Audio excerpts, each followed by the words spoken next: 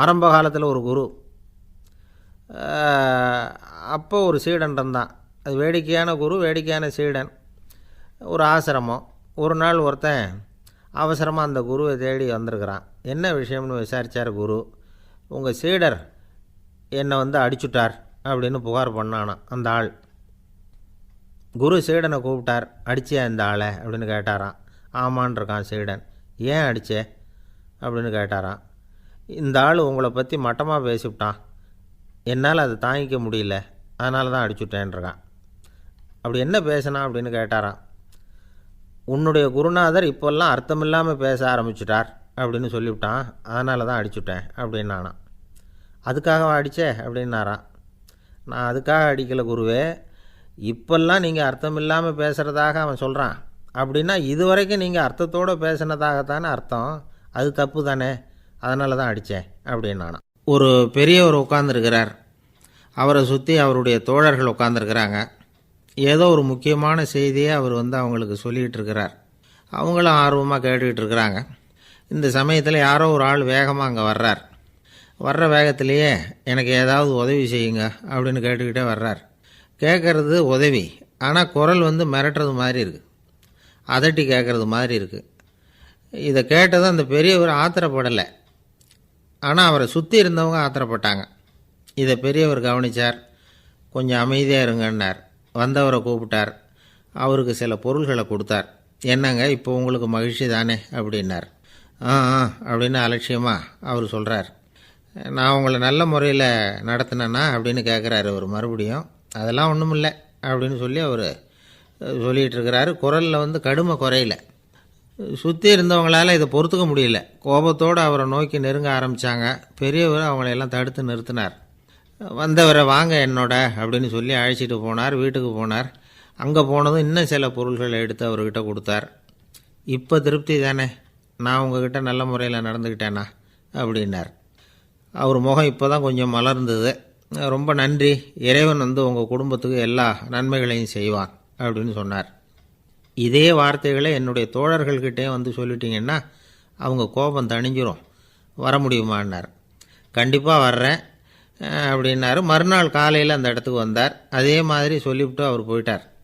தோழர்கள்லாம் ரொம்ப வியப்போடு பெரியவரை பார்த்தாங்க. அந்த பெரியவர் தான் நபிகள் நாயகம். அவர் சொன்னார், ஒருத்தன் ரொம்ப ஆசையாக ஒரு ஒட்டகத்தை வளர்த்துக்கிட்டு வந்தான். ஒரு நாள் அந்த ஒட்டகம் கயத்தை அறுத்துக்கிட்டு ஓடி போயிட்டுது. அக்கம் பக்கத்தில் இருக்கிறவங்கெல்லாம் அந்த ஒட்டகத்தை பிடிக்கிறதுக்கு முயற்சி பண்ணாங்க. அதை துரத்திக்கிட்டு ஓடினாங்க. ஒட்டகம் தாறுமாறாக ஓட ஆரம்பிச்சிது. இந்த சமயத்தில் ஒட்டகத்தை வளர்த்தவன் அங்கே ஓடி வந்தான். நீங்கள் அதை ஒன்றும் செய்ய வேணாம், விட்டுருங்க, அதோட சுபாவம் எனக்கு நல்லா தெரியும், அதை சுலபமாக என்னோடய வழிக்கு கொண்டுட்டு வந்துட முடியும், நான் பார்த்துக்கிறேன், விட்டுருங்கோ அப்படின்னா. எல்லோரும் விலைக்கு போயிட்டாங்க. இவன் என்ன செஞ்சான் தெரியுமா? கொஞ்சம் புல்லை கையில் எடுத்துக்கிட்டு அந்த ஒட்டகத்தை நெருங்கினான். அவ்வளவுதான். அது ஓடி இவன் காலடியில் உட்காந்துக்கிட்டது. செல்லமாக அதை அப்படியே தடவி கொடுத்தான். முதுகில் ஏறி உட்காந்துக்கிட்டான். அது பாட்டுக்கு சாதுவாக நடந்து போகுது. இந்த கதையை நபிகள் நாயகம் தம்முடைய தோழர்களுக்கு சொல்கிறார். ஒட்டகத்தை மட்டும் இல்லை, சில மனிதர்களையும் கூட சில விதத்தில் அணுகி தான் அவர்களை சீர்திருத்த வேண்டியிருக்குது அப்படிங்கிறத அவங்களுக்கு உணர்த்தினார். இது ஒரு அழகான உளவியல் அணுகுமுறை. சில குடும்ப தலைவர்கள் கூட இந்த ஒட்டகம் மாதிரி நடந்துக்கிறது உண்டு, அப்புறம் அடங்கி போகிறதும் உண்டு. ஒரு குடும்ப தலைவர் காலையில் எழுந்திரிச்சதுலேருந்து சத்தம் போட்டு கத்திக்கிட்டு இருப்பார். பக்கத்தில் இருந்தவங்கெல்லாம் ஓடி போய் சமாதானம் பண்ணி பார்த்தாங்க. அவர் ஓயறது மாதிரி தெரியல. கடைசியில் அவர் மனைவி வந்தாங்க. நீங்கள் எல்லாம் விலகி போயிடுங்க, அவர் சுபாவம் எனக்கு தெரியும், நான் பார்த்துக்கிறேன் அப்படின்னாங்க. சரின்னு எல்லோரும் போயிட்டாங்க. சாயந்தரமாக பார்க்குறாங்க, அவர் சத்தம் இல்லாமல் ஒரு மூலையில் உட்காந்துருக்கிறார். ரொம்ப சாதுவா. ஆச்சரியமாக இருந்தது. என்னம்மா பண்ணீங்கன்னு கேட்டாங்க. அது ஒன்றும் இல்லைங்க, ஒரு வேளை சாப்பாட்டை நிறுத்தினேன், பட்னி போட்டேன், அவ்வளவுதான் அப்படின்னாங்க அந்த அம்மா. ஒரு ராஜா ஊரெல்லாம் சுற்றி பார்த்துட்டு வரலாம்னு ஒரு நாள் புறப்பட்டு போனார். ஒரு இடத்துல தறி நெசவு வேலை ரொம்ப மும்முரமாக நடந்துக்கிட்டு இருந்தது. ஒரு பெரியவர் தறியால் நெசவு வேலை செஞ்சுக்கிட்டு இருந்தார். பக்கத்தில் ஒரு அழகான பொண்ணு உட்காந்து நூலை சுற்றிக்கிட்டு இருக்குது. ராஜா அந்த பெரியவரை பார்த்து யார் இந்த பொண்ணுன்னு விசாரித்தார். ராஜா அப்படி கேட்டதும் அவருக்கு ரொம்ப பெருமையாக போயிட்டுது. ஏன்னா உட்காந்துருந்தது அவரோட மகள். அரசே, இது என்னுடைய மகள், இவ வேகமாக நூல் திரிக்கக்கூடியவள், வைக்கோலை எடுத்து இவ திரிச்சா கூட அது எல்லாம் பவுனிழையாக வெளியில் வரும் அப்படின்னு ஒரு ராசி இவளுக்கு அப்படின்னு ரொம்ப பெருமையாக ராஜா கிட்ட சொன்னார். ராஜா இதை கேட்டதும் அசந்துட்டார். அப்படியா, இவ்வளவு அழகும் சாமர்த்தியமும் உள்ள இந்த பொண்ணு என்னோட வரட்டுமே, இவளை என் மருமகளாக ஆக்கிக்கிறேன் அப்படின்னார் ராஜா. அந்த பெரியவருக்கு ஒன்றும் புரியல. ஏதோ கொஞ்சம் பெருமையாக சொல்ல போவோ அது இப்படி ஆயிட்டுதே அப்படின்னு கவலைப்பட்டார். இருந்தாலும் ராஜா பேச்ச தட்ட முடியுமா, மகளை அனுப்பி வச்சுட்டார். ராஜா அந்த பொண்ணை அரண்மனைக்கு அழைச்சிட்டு வந்தார். அங்கே ஒரு அறையில் வச்சு பூட்டி விட்டார். அந்த ரூமு நிறைய வைக்கோலை கொண்டாந்து போட்டு அடைச்சாங்க. 3 ராட்டைகள் வேறு வச்சுருந்தாங்க. நாளைக்கு பொழுது விடியறதுக்குள்ளே நீ இந்த வைக்கோலையெல்லாம் தங்க இழைகளாக மாற்றி காட்டணும். நாளைக்கு காலம்புறம் வந்து நான் இந்த அறை கதவை திறப்பேன். உன் தகப்பன் சொன்னது மாதிரி எல்லாம் தங்கமாக மாறி இருக்கணும், இல்லைன்னா நீ உயிர் தப்ப முடியாது அப்படின்னு உத்தரவு போட்டார். பாவம் அந்த பொண்ணு என்ன பண்ணும், பகல் பூரா அழுதுகிட்டே உட்காந்துருக்குது. ராத்திரி பூராவும் தூக்கம் வரல.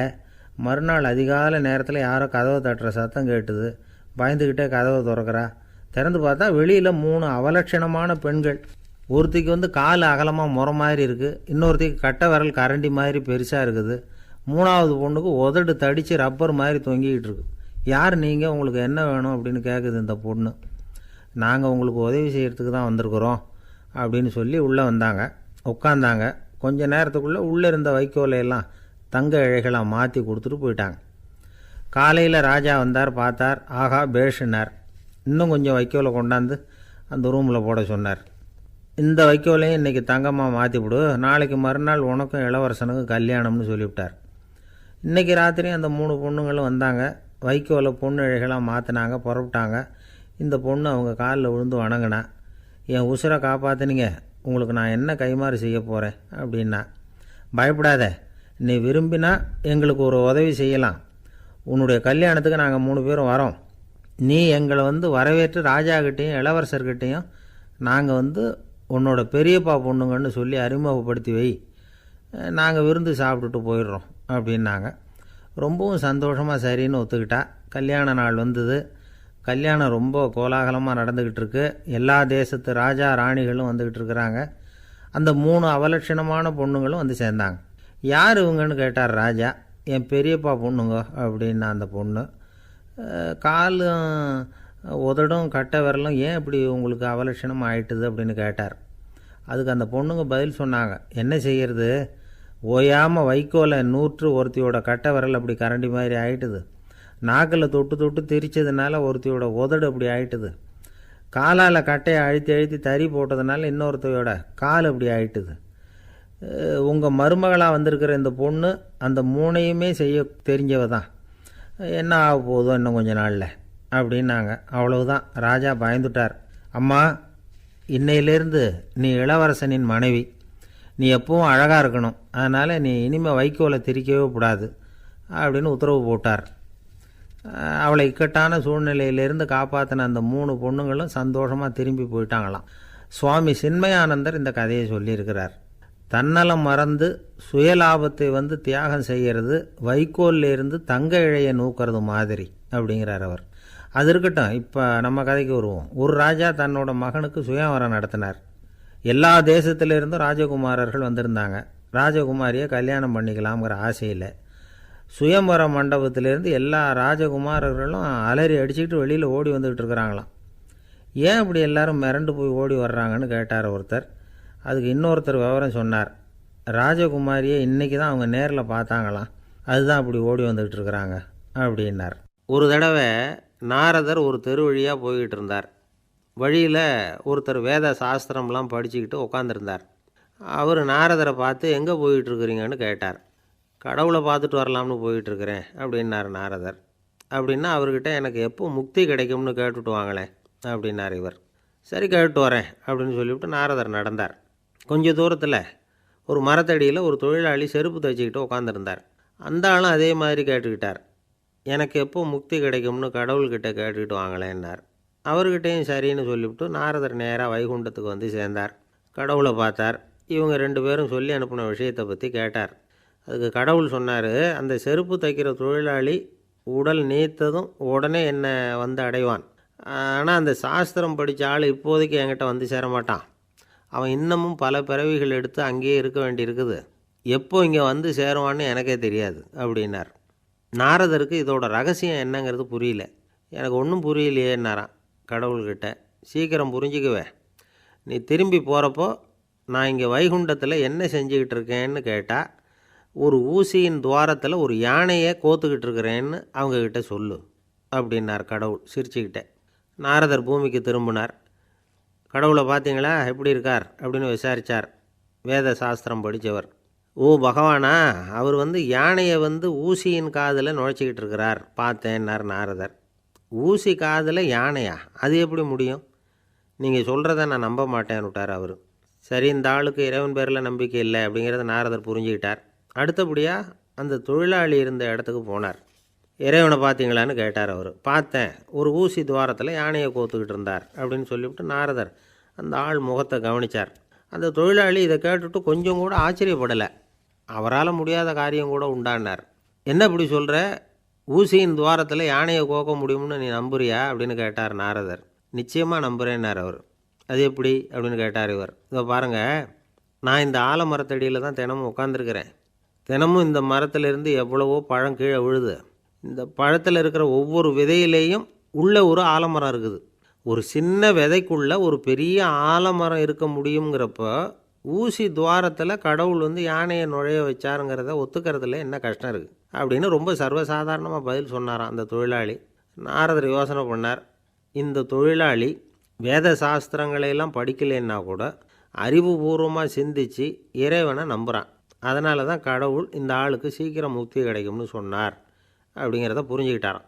இந்த கதையில் வர்ற கடவுள், நாரதர், வைகுண்டம் இதெல்லாம் ஒரு பக்கம் இருக்கட்டும், ஒரு சின்ன விதைக்குள்ளே ஒரு பெரிய ஆலமரம் தூங்கிக்கிட்டு இருக்கு அப்படிங்கிற உண்மை, அந்தரத்தில் 1000 கிரகங்கள் சுற்றிக்கிட்டு இருக்குங்கிற உண்மை, இதெல்லாம் நாம் பார்த்துக்கிட்டு தானே இருக்கிறோம். இந்த உண்மைகள் அதிசயமாக நமக்கு தெரியறதுனால அதை நம்பாமல் இருந்துட முடியாது. இயற்கையை பரிபூர்ணமாக நம்புங்கள், அந்த நம்பிக்கையே நம்ம வாழ்க்கைக்கு ஆதாரம் அப்படிங்கிறத விளக்கிறதுக்காக தான் இந்த கதை. இந்த காலத்தில் நம்ம பிள்ளைங்களுக்கெல்லாம் இது மாதிரி நம்பிக்கை அதிகமாகவே இருக்குது. ஒரு நாள் ஒரு சின்ன பையன்கிட்ட கேட்டேன், ஏன்பா கடவுள் ஒரு பானைக்குள்ளே ஒரு யானையை நுழைய வச்சுட்டாருன்னு சொன்னால் அதை நீ நம்புவியா அப்படின்னு கேட்டோம். நம்புவேன் சார், அது ஒன்றும் பெரிய அதிசயம் இல்லைன்னா. எப்படிறான்னு கேட்டோம்.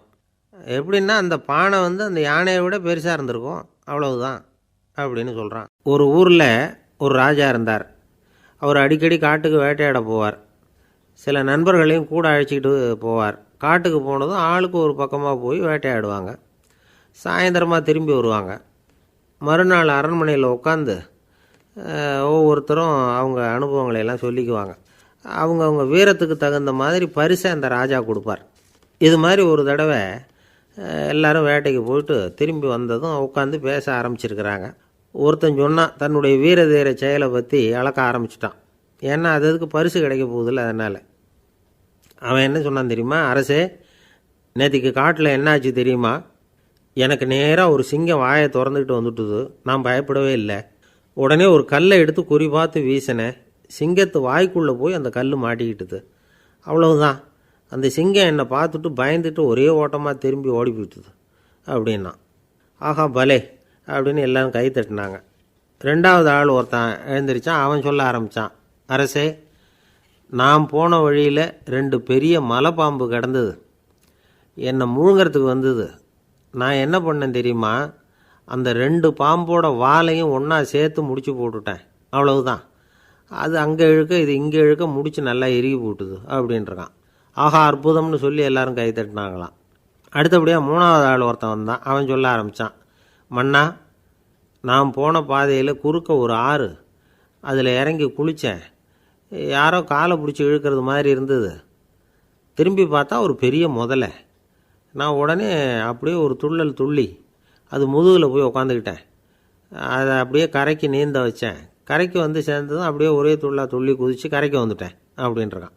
அவன் தன்னுடைய வீரத்தை அப்படி சொல்லியிருக்கான். அடடா எப்பேற்பட்ட வீரம் அப்படின்னு எல்லாரும் கை தட்டினாங்களாம். 4வது ஆள் எழுந்திரிச்சான். மன்னா, நான் போன இடத்துல ஒரு கரடி என்னை துரத்த ஆரம்பிச்சுட்டுது. நான் ஒரு மலை உச்சிக்கு வந்துட்டேன். அதுக்கப்புறம் ஒரு அடி எடுத்து வச்சாலும் அதில் பாதாளத்தில் விழ வேண்டியது தான். அந்த நேரம் பார்த்து ஒரு பெரிய ராட்சச கழுகு அந்த பக்கமாக பறந்து வந்தது. நான் உடனே அப்படியே உயர எழும்பி அந்த கழுகோட காலை பிடிச்சிக்கிட்டேன். அப்படியே தொங்கிக்கிட்டே வந்தேன். ஒரு நல்ல இடம் வந்ததும் தொப்புன்னு கீழே குதித்து நடந்து வந்துட்டேன்னா. இதுக்கும் எல்லோரும் கை தட்டுறாங்க. கடைசியாக ஒரு ஆள் எழுந்திரிச்சான். அரசே, நான் போன வழியில் ஒரு பெரிய யானை குறுக்க வந்தது, பயங்கரமாக சத்தம் போட்டுக்கிட்டே வந்தது. நான் பயந்து ஓடலை. உடனே என்ன பண்ணேன் தெரியுமா? அந்த யானையோட வாலை பிடிச்சி தூக்கினேன், தலைக்கு மேலே தூக்கி கரன்னு சுற்றினேன், வேகமாக சுற்றி வீசி எறிஞ்சேன், அவ்வளவுதான். அதே ஸ்பீடில் அந்த யானை மேலே போக ஆரம்பிச்சுட்டுது. இன்னும் கூட அது போய்கிட்டே தான் இருக்குது, கீழே விழவே இல்லைன்னா. இதை கேட்டதும் ராஜாவுக்கு கோபம் வந்துட்டுது. என்னை என்ன முட்டாள்னு நினச்சிக்கிட்டு பேசுகிறியா? யானையை நீ வாலை பிடிச்சி தூக்குன, அதை நான் நம்பணுமா அப்படின்னார். உடனே இவன் பணிவாக பதில் சொன்னான். அரசே, ஒரு சிங்கத்து வாயில் கல் மாட்டிக்கிட்டதை நம்புறீங்க, மலைப்பாம்பு வாலை பிடிச்சி முடிச்சு போட்டதை நம்புறீங்க, முதல்ல முதுகில் சவாரி பண்ணதையும் நம்புறீங்க, கழுகு காலை பிடிச்சிக்கிட்டு பறக்கிறதையும் நம்புறீங்க. அப்படி நம்புறப்போ நான் சொன்னதை மட்டும் நம்பக்கூடாதா அப்படின்னு கேட்டானான். பொய் சொன்னவங்கெல்லாம் தலையை தொங்க போட்டுக்கிட்டாங்களாம். ராஜா அவங்கள பார்த்து சொன்னாராம், நீங்கள் எல்லாரும் என்னை முட்டாளாக்கியிருக்கிறீங்க. கடைசியாக பேசின இவன் தான் எனக்கு உண்மை எது பொய் எதுங்கிறத புரிய வச்சிருக்கிறான். இவன் தான் உண்மையான தைரியசாலி அப்படின்னு சொல்லி அவனுக்கே பரிசையெல்லாம் கொடுத்து பாராட்டினாராம். இப்படி ஒரு கதை. உண்மையை நிலைநாட்டுகிறவன் தான் உண்மையான வீரன் அப்படிங்கிறத இதிலிருந்து நாம் புரிஞ்சுக்கணும். இந்த காலத்துல எல்லாம் பொய் சொன்னால் தான் பிழைக்க முடியுங்கிறது ஒரு சில பேரோட நம்பிக்கை. ஒரு அப்பாவுக்கு தன் மகனுக்கு பொய் சொல்ல தெரியலையேங்கிற கவலை. பொய் சொன்னால் தான் இந்த உலகத்தில் பிழைக்கலாம், ஆனால் இவனுக்கு அது தெரியலையே, அதனால் இவனை அழைச்சிட்டு போய் நடுக்கடலில் விட்டுட்டு வந்துடுவோம் அப்படின்னு அழைச்சிட்டு புறப்பட்டான். கடற்கரைக்கு போனான். மகனுக்கு சந்தேகம், எங்கேப்பா என்னை அழைச்சிட்டு போகிறேன்னு கேட்டிருக்கான். கடலில் மீன் பிடிக்க கற்றுக் கொடுக்க போகிறேன் உனக்கு அப்படின்னானா. நான் ஏற்கனவே மீன் பிடிச்சிட்டேனேன்னானா இவன் மகன். எங்கே அதுன்னு கேட்டிருக்கான் அப்பங்காரன். சுட்டு சாப்பிட்டுட்டேன்ருக்கான் புள்ள. அப்பங்காரன் பார்த்தான், சரி நம்ம புள்ள பொழைச்சிக்கோ அப்படின்னு சொல்லி திருப்பி அழைச்சிட்டு வந்துட்டானா. ஒரு ஆள் அசையாமல் கிடக்கிறார். அவர் இருக்காரா போயிட்டாராங்கிறத எப்படி முடிவு பண்ணுறோம்? அவர் மூக்குக்கு முன்னாடி புறங்கையை வச்சு பார்க்குறோம், மூச்சு வருதா இல்லையா அப்படிங்கிறத கண்டுபிடிக்கிறதுக்காக. மூச்சுங்கிறது அவ்வளவு முக்கியமான ஒரு விஷயம். சுவாசம் இல்லைன்னா எதுவுமே இல்லை. நம்ம பூமி இருக்க அது கூட சுவாசிக்குதுங்கிறத சோவியத் விஞ்ஞானிகள் கண்டுபிடிச்சிருக்கிறாங்க.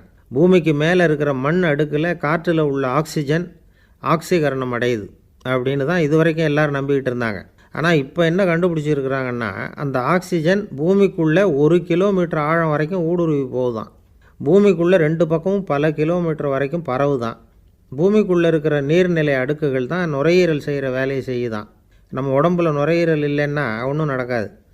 ஒரு மரத்தை தலைகீழாக தொங்க போட்டால் எப்படி இருக்கும்? அப்படி யோசிச்சு பாருங்கள். அப்படி தான் இதுவும், நுரையீரலும் அப்படி தான் இருக்கும். வலது பக்கம் ஒன்று, இடது பக்கம் ஒன்று. வலது பக்கம் நுரையீரல் கொஞ்சம் பெருசாக இருக்கும், நுட்பமான நரம்பு குழாய்கள் அதில் இருக்கும். கோடிக்கணக்கான நுண்ணிய குழாய்களை வச்சுக்கிட்டு தான் அது வேலை செய்யுது. 25 கோடி குழாய்கள் இருக்கும். அதை அப்படியே முழுசாக பிரித்து பரப்புனா ஒரு டென்னிஸ் கோர்ட்டில் பாதி பரப்பளவு இருக்குமா. நுரையீரல் நிறம் கருஞ்சிவப்பு தான். புகை அதிகமாக உள்ளே போச்சுன்னா அது கருப்பாயிடுது. காற்றுல உள்ள பிராணவாயுவை இது இழுத்து எடுத்துக்கிட்டு ரத்தத்தை சுத்தப்படுத்துகிற முக்கியமான வேலையை இது செய்யுது. அசுத்த காற்றை வெளியில் அனுப்பி வச்சுருது. ஒருத்தர் வேகமாக ஓடி வரார், அவருக்கு மூச்சு இறைக்கும். பயங்கரமாக எதையாவது பார்த்து விடுறார், உடனே மூர்ச்சை ஆகிடுவார். இது மாதிரி சமயங்களில் வேறு எந்த தூண்டுதலும் இல்லாமல் நுரையீரல் தானாகவே இயங்கும்.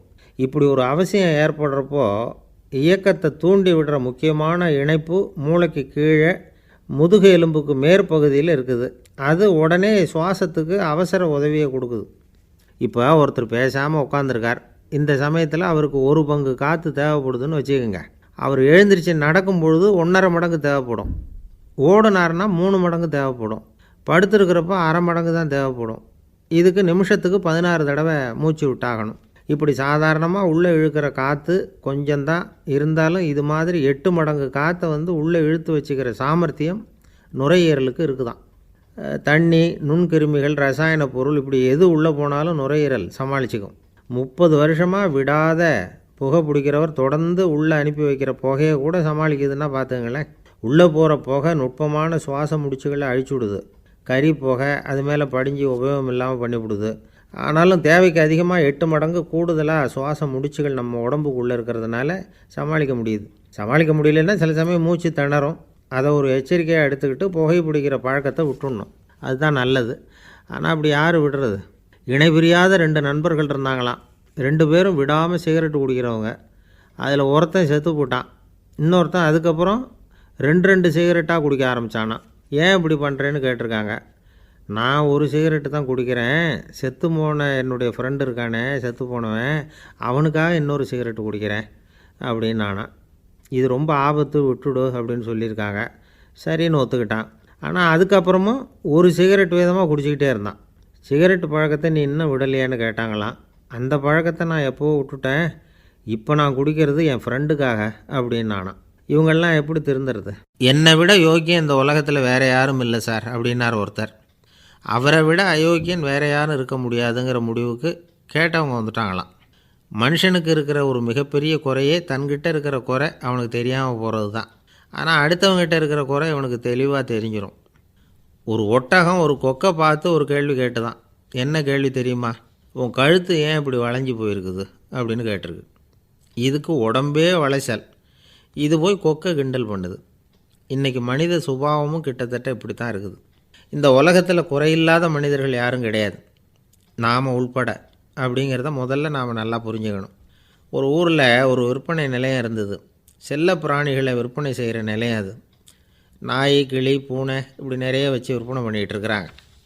நாய்க்குட்டி விற்பனை செய்கிற பகுதியில் ஒரு சிறுவன் நின்றுக்கிட்டு இருந்தான். விற்பனை செய்கிற ஆளுக்கிட்ட விலை கேட்டுக்கிட்டு இருந்தான். அதோ இருக்குதே அந்த நாய்க்குட்டி என்ன விலை அப்படின்னு கேட்டானா. 1000 ரூபா அப்படின்னாரான். சரி அது வேணாம், இது என்ன விலைன்றிருக்கான். 500 ரூபா அப்படின்னாரான். இந்த சின்ன பையன் கையில் வச்சுருந்தது வெறும் 50 ரூபா தான். அதனால் இதை விட குறைச்சலாக கிடைக்குமான்னு பார்த்துருக்கான். அந்த கடையில் ஒரு மூலையில் சரியாக கவனிக்கப்படாமல் ஒரு நாய்க்குட்டி படுத்து கிடந்தது. பாவமாக கத்திக்கிட்டு இருந்தது. அதை பார்த்ததுமே இவனுக்கு அது ரொம்ப பிடிச்சி போச்சு. உடனே அந்த கடைக்காரரை பார்த்து, அதுவும் அந்த மூலையில் படுத்து கிடக்குதே அந்த நாய்க்குட்டி என்ன விலை அப்படின்னு கேட்டிருக்கான். தம்பி, அது ஒரு கால் ஊனம், அதனால் அது உன்னோட குதித்து விளையாடவோ ஓடுறதோ அதால் முடியாத காரியம் அப்படின்ட்டுருக்கார் அவர். அது தெரிஞ்சு தாங்க கேட்குறேன், அதோட விலை என்ன அதை மட்டும் சொல்லுங்களேன் அப்படின்ட்டுருக்கான். தம்பி, இது கால் ஊனம் உள்ள ஒரு நாய். இதை போய் காசு கொடுத்து வாங்கிறதுக்கு யாராவது பிரியப்படுவாங்களா? இதை நான் உனக்கு இலவசமாகவே தர்றேன், எடுத்துகிட்டு போ அப்படின்னாரான். இதை கேட்டதும் அந்த சிறுவனுக்கு கோவம் வந்துட்டு தான். நீங்கள் ஒன்றும் சும்மா கொடுக்க வேணாம், இந்தாங்க 50 ரூபா, இதை வச்சுக்கிட்டு நாய்க்குட்டியை கொடுங்க அப்படின்ட்டுருக்கான். அவருக்கு ஒன்றும் புரியல, ஆச்சரியமாக இருந்தது. சரின்னு பணத்தை வாங்கிட்டு நாய்க்குட்டியை தூக்கி கொடுத்தார். அந்த சிறுவன் அந்த நாய்க்குட்டியை 2 கையாலையும் வாங்கினா, மார்போடு பிரியமாக சேர்த்து அணைச்சிக்கிட்டான். தெருவில் இறங்கி நடக்கிறான். அப்படி நடக்கும்பொழுது தான் பார்க்குறார், கடைக்காரர் ஆச்சரியமாக அவனை பார்க்குறார். அப்போ தான் அவருக்கு ஒரு விஷயம் புரியுது. அந்த சிறுவன் தெருவில் நாய்க்குட்டியை மார்போடு அணைச்சிக்கிட்டு விந்தி விந்தி நடந்து போய்கிட்டு இருக்கிறான். ஆமாம், அவனுக்கும் ஒரு கால் ஊனம். இந்த நாய்க்குட்டியை யாருமே வாங்க மாட்டாங்கன்னு நினச்சிக்கிட்டு இருந்தார். குறையுள்ள அதுக்கும் ஒரு எஜமானன் கிடச்சிட்டான். அதனால் ஊனம் ஒரு குறை இல்லை அப்படிங்கிற உண்மையை அந்த கடைக்காரர் புரிஞ்சுக்கிட்டாரான். நம்மால் ஒருத்தர் கொஞ்சம் வயசானவர், எழுந்திரிச்சு சரியாக நடக்க முடியாது, சாய்வு நாற்காலியிலேயே எப்பவும் உட்காந்துருப்பார். அவர் தனக்கு துணையாக ஒரு நாயை பக்கத்தில் வச்சுருந்தார். அதுவும் ரொம்ப வயசான ஒரு நாய், எழுந்திரிக்கவே சிரமப்படும், நடக்கவும் முடியாது. அவர் பக்கத்துலேயே இதுவும் சோர்ந்து போய் படுத்து கிடக்கும். அந்த பெரியவரை பார்க்க வந்த ஒருத்தர் கேட்டார், ஏங்க, ஒரு சின்ன பையனை உங்களுக்கு துணையாக வச்சுக்கப்படாதா? இந்த நாயை உங்களுக்கு பாதுகாப்பாக வச்சுருக்கிறீங்களே, உங்களுக்கு ஒரு ஆபத்துன்னா இது எப்படி உங்களுக்கு உதவ முடியும் அப்படின்னார். அப்போ அவர் சொன்னாராம், எனக்கு ஒரு ஆபத்துன்னா அந்த சமயத்தில் இந்த நாய் என்னை தனியாக விட்டுட்டு ஓடி போயிடாமல் இருக்கணும்ல, அதுக்காக தான் இதை நான் வச்சுருக்கிறேன் அப்படின்னாராம். நம்மளில் சில பேர் ரொம்ப தைரியமாக இருப்பாங்க. நாம் கூட சொல்கிறது உண்டு, அந்த ஆளுகிட்ட வர்றதுக்கு எமன் கூட பயப்படுவான் அப்படின்னு சொல்கிறது உண்டு. தைரியசாலிகளை நெருங்கிறதுக்கு எமன் பயப்படுவான் அப்படின்னு சொல்கிறது உண்மை தான், அது பொய் இல்லை. மன வலிமை இருக்குது பாருங்கள், அது மனுஷனை காப்பாற்றும். இது மருத்துவ ரீதியான உண்மை. உடல் கோளாறுகள் மன ஆரோக்கியத்தை பாதிக்கும். மன எழுச்சி, மன போராட்டம் இதெல்லாம் உடல் இயக்கத்தில் மாறுதலை உண்டாக்குது. சில வகையான நோய்களுக்கும் மனசுக்கும் இருக்கிற சம்பந்தம் என்னங்கிறத பற்றியெல்லாம் இப்போ ஆராய்ச்சி பண்ணுறாங்க. ஆஸ்மா, மூட்டு வலி, பெருங்குடல் அழற்சி, உயர் இரத்த அழுத்தம், சோரியாசிஸுங்கிற தோல் வியாதி, வயிற்று புண்ணு, இந்த தைராய்டு நச்சுத்தன்மை, இது மாதிரி நோய்களை உண்டாக்குறதில் மனசோட பங்கு என்னங்கிறத பற்றியெல்லாம் ஆய்வு பண்ணி பார்த்துருக்குறாங்க. எதுக்கு எடுத்தாலும் சோர்ந்து போகிறது, தோண்டு போகிறது, இப்படிப்பட்ட மனவாகு, அதோட யாரும் நமக்கு உதவ முடியாது அப்படிங்கிற மனோபாவம், கைவிடப்பட்ட மனநிலைமை, இதெல்லாம் நோயோட தீவிரத்தை ரொம்ப அதிகரிக்க செய்யுதான். இவங்கெல்லாம் அந்த கை கால் வலிக்குது, உடம்பு அசதியாக இருக்குது, தூக்கம் வரல, முதுகு வலிக்குது, உடம்புல வந்து உணர்ச்சி குறையுது, கை கால் விரல்லாம் மரத்து போகுது, இப்படி ஏதாவது சொல்லிக்கிட்டு டாக்டர்களை தேடி வந்துக்கிட்டு இருப்பாங்க. நெஞ்சு வலி வந்து யாருக்கு வருது தெரியுமா? பதற்றம், போட்டி மனப்பான்மை, அளவுக்கு அதிகமான வேகம், துடிப்பு, பேராசை, எதுலேயும் கட்டுப்பாடு, நேரம் தவறாமை, அப்புறம் இதெல்லாம் வந்து உள்ள மனவாக உள்ளவங்க இருக்கிறாங்கல்ல, அவங்க பெரும்பாலும் நெஞ்சு வலிக்கு ஆளாயிடுறாங்களாம். ஃப்ரீட்மேன் அப்படிங்கிறவர் நிறைய ஆராய்ச்சியெல்லாம் பண்ணி பார்த்துட்டு இதை உறுதிப்படுத்தியிருக்கிறார். அவர் பண்ணின ஆராய்ச்சியில் என்னெல்லாம் தெரிய வந்தது தெரியுமா? பொறுப்பு அதிகம் உள்ளவங்களுக்கு கண்டிப்பாக ரத்த அழுத்தம் வரும், அதிகமாக இருக்குமா. அதே மாதிரி கண்டிப்பாக இருக்கிறாங்கல்ல, அவங்களுக்கும் ரத்த அழுத்தம் அதிகரிக்குமா. ரத்த அழுத்தம் தனக்கு அதிகமாக இருக்குங்கிறத தெரிஞ்சுக்கிட்டவங்க தலைவலி, மயக்கம், இந்த தலை சுத்தல், அசதி, இது மாதிரியான உணர்வுகளை வந்து அவங்களுக்கு வந்துடும், அது மாதிரி உணர்வு. ஆனால் உண்மை என்ன தெரியுமா? இதெல்லாம் வந்து ரத்த அழுத்தத்தினால இல்லை, ரத்த அழுத்தம் கட்டுப்பாட்டுக்குள்ளே இருந்தால் கூட இவங்க இப்படி நினைக்கிறாங்களாம். இதுக்கு காரணம் மனசு தான் அப்படிங்கிறார் அவர். சில பேர் எப்படி தெரியுமா? ஒருத்தர் வந்து மாரடைப்பால் இறந்து போனார் அப்படின்னு கேள்விப்பட்டால் போதும், இறந்து போகிறதுக்கு காரணம் இதயம்தான் அப்படிங்கிற பீதியால், இதய தளர்ச்சி அப்படிங்கிற மனநோயால் பாதிக்கப்படுறார். இவங்கெல்லாம் அடிக்கடி தங்களுடைய இதய பகுதியை தொட்டு பார்த்துக்குவாங்க, நாடியை பிடிச்சி பார்த்துக்குவாங்க, அடிக்கடி மூச்சை உள்ளுக்கு இழுத்து வெளியில் விட்டு வலி வருதா அப்படின்னு பார்த்துக்கிட்டு இருப்பாங்க. வேறு எங்கேயாவது வலிச்சா கூட நெஞ்சை வலிக்குதா அப்படின்னு பார்ப்பாங்க. நெஞ்சு வலிக்குதுன்னு கூட சில பேர் சொல்ல ஆரம்பிச்சிருவாங்க. ஆஸ்மாவுக்கும் மனசுக்கும் சம்பந்தம் உண்டு. தீர்வு காண முடியாத மன போராட்டங்கள் எல்லாத்துக்கும் அடுத்தவங்களையே சார்ந்து இருக்கிற மனநிலை, இதெல்லாம் ஆஸ்மாவினுடைய தீவிரத்தை வந்து அதிகப்படுத்திடும். பயம், இது எப்படின்னா என்ன நடக்குமோங்கிற பதற்ற நிலை, அப்புறம் இந்த பயம், இதெல்லாம் வந்து சுவாசித்தலை வந்து அதிகரிக்க செய்யுது இல்லையா. இதனால் இரத்தத்தின் காரத்தன்மை அதிகமாகி நோயின் தீவிரமும் அதிகமாகுது. மன போராட்டம், மனக்கவலை, மன இறுக்கம், இதெல்லாம் வந்து தோல் வியாதியை தூண்டி விடுதான். இது மாதிரி இன்னும் எவ்வளவோ இருக்குது. அதனால் இன்றைக்கி நமக்கு தேவை என்னென்னா மன வலிமை, மலர்ந்த முகம், இது ரெண்டும் இருந்துட்டுதுன்னா பலவிதமான நோய்கள் நம்மக்கிட்ட நெருங்கி வராது. டாக்டர் என்ன நெருங்காமல் இருக்கிறதுக்கு நான் ஒரு காரியம் பண்ணுறேன் அப்படின்னார் ஒருத்தர். அவர் என்ன அர்த்தத்தில் சொன்னார்னா, டாக்டர் வந்து அவரை நெருங்காமல் இருக்கிறதுக்கு அவர் ஒரு காரியம் பண்ணுறாராம். நண்பர்கிட்ட சொன்னார். நண்பர் கேட்டார், அது என்ன காரியம் பண்ணுற அப்படின்னு கேட்டார். தினம் ஒரு ஆப்பிள் பழம் சாப்பிட்றேன்னார் அவர். ஏன்னா ஆங்கிலத்தில் ஒரு பழமொழி சொல்லுவாங்கள்ல, an apple a day keeps doctor away அப்படிம்பாங்க. ஒரு ஆப்பிள் பழம் சாப்பிட்டா டாக்டர் விலகியே இருப்பார், டாக்டர்கிட்ட போக வேண்டிய அவசியம் இருக்காது அப்படிங்கிறதுக்காக அந்த பழமொழி சொல்கிறது. என்ன, நான் யாருமே நெருங்காமல் இருக்கிறதுக்கு நான் ஒரு காரியம் பண்ணுறேன்னார் இன்னொருத்தர். டாக்டர் நெருங்காமல் இருக்கிறதுக்கு ஆப்பிள் பழம் சாப்பிட்றேன்னார் அவர். என்னை யாருமே நெருங்காமல் இருக்கிறதுக்கு நான் ஒரு காரியம் பண்ணுறேன்னார் இன்னொருத்தர். அது என்னன்னு கேட்டோம். தினம் ஒரு பூண்டு சாப்பிட்றேன்னார். ஏ கார்லிக் எ டே கீப்ஸ் எவ்ரிபடி அவே அப்படின்னு அதுக்கு ஒரு புது விளக்கமும் கொடுத்தார். காசி மாநகரத்தை பிரம்மதத்தன் அப்படிங்கிற ராஜா ஆட்சி பண்ணிட்டு வந்தார். அவர் ஒவ்வொரு வருஷமும் ஒரு திருவிழா நடத்துறது வழக்கம். எல்லா தேசத்திலிருந்தும் எல்லா வகையான ஜனங்களும் அதில் வந்து கலந்துக்குவாங்க. ஒரு சமயம் அது மாதிரி விழா நடந்துக்கிட்டு இருந்தது. வைகுண்டத்திலேருந்து தேவலோகத்திலேருந்து நிறைய தேவகுமாரர்கள்லாம் காசி நகருக்கு அப்போது வந்திருந்தாங்க. அதில் முக்கியமாக ஒரு 4 தேவகுமாரர்கள், அந்த 4 பேரையும் சுற்றி ஏகப்பட்ட கூட்டம். அப்படி என்ன விசேஷம் அவங்கக்கிட்ட அப்படின்னா, மற்றவங்கள விட அவங்க முகம் அழகாக இருந்ததா அப்படி பார்த்தா அப்படியும் இல்லை. அவங்க அணிஞ்சிருந்த மலர் மாலைகள் தான் அதுக்கு காரணமாக. அந்த மலர்கள்லேருந்து அப்படி ஒரு அபூர்வமான நறுமணம், இதுக்கு முன்னாடி இப்படி ஒரு நறுமணத்தை அந்த ஊர் ஜனங்க அனுபவிச்சதே இல்லை. அதுதான் அந்த 4 பேரையும் சுற்றி கூட்டம். எல்லோரும் கேள்வி கேட்க ஆரம்பித்தாங்க. உடனே அந்த 4 தேவகுமாரர்களும் எல்லாருக்கும் தெரியும்படியாக வானத்தில் எழும்பி கொஞ்சம் உயரமாக நின்றுக்கிட்டாங்க.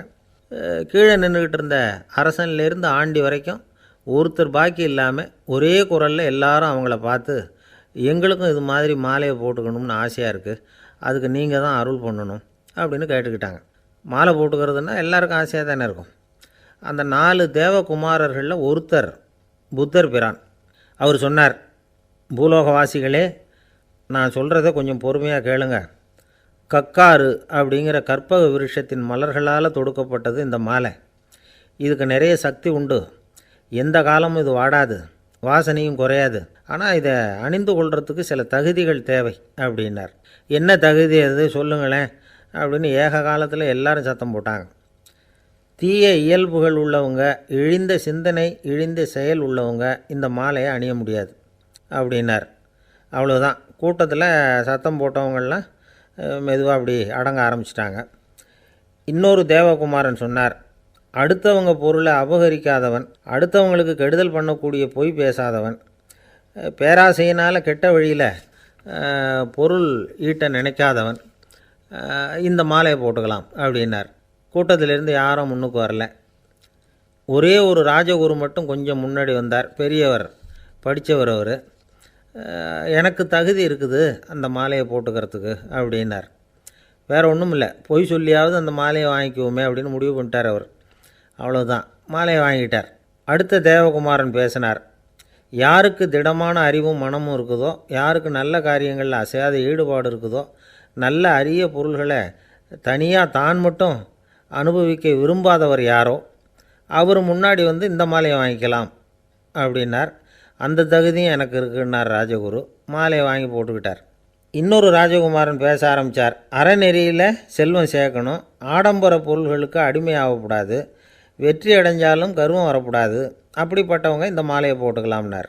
துணிஞ்சு பொய் சொல்லி அதையும் வாங்கி கழுத்தில் போட்டுக்கிட்டார் இந்த ராஜகுரு. இன்னொரு ராஜகுமாரன் சொன்னார், சான்றோர்களை நிந்திக்காதவங்க, புறம் பேசாதவங்க இந்த மாலையை போட்டுக்கலாம்னார். அதையும் வாங்கி போட்டுக்கிட்டார். திருவிழா முடிஞ்சுது, எல்லோரும் திரும்பி போயிட்டாங்க. மறுநாள் ராஜகுரு 4 மாலைகளையும் போட்டுக்கிட்டு ராஜசபைக்கு வரார். வந்தவர் ரொம்ப அவஸ்தையோடு வர்றார். மாலையெல்லாம் வாடி போயிட்டுது, வாசனை எதுவும் கிடையாது. அது மட்டும் இல்லை, அவருக்கு கடுமையான தலைவலி வேறு வந்துட்டுது. துடிச்சு போயிட்டார். மாலையை கழட்டவும் முடியல. ஜனங்கள்லாம் அவரை பார்த்து சிரிக்க ஆரம்பிச்சிட்டாங்க. என்னத்துக்கு ஆசைப்படணும், ஏன் இப்படி கஷ்டப்படணும் அப்படின்னு. ராஜா பார்த்தார். மறுபடியும் விழாவுக்கு ஏற்பாடு பண்ணினார். தேவகுமாரர்கள்லாம் வந்தாங்க. ராஜகுரு வந்தார். மக்கள் முன்னிலையில் அவங்க காலில் விழுந்தார், மன்னிப்பு கேட்டுக்கிட்டார். இந்த மாலையை போட்டுக்கிற தகுதி எனக்கு இல்லை. தகுதி இல்லாத ஒருத்தன் தகாத தகுதியை பொய் மூலம் பெறணும்னு ஆசைப்படுறாங்களே, அவங்களுக்கெல்லாம் என்னுடைய தண்டனை ஒரு எச்சரிக்கையாக இருக்கட்டும்னார். அதுக்கப்புறம் தேவகுமாரர்கள் அவர் கழுத்தில் இருக்கிற மாலையை கழட்டினாங்களாம். அந்த மாலைகளும் பழையபடி மனம் கொடுக்க ஆரம்பிச்சுட்டு தான்.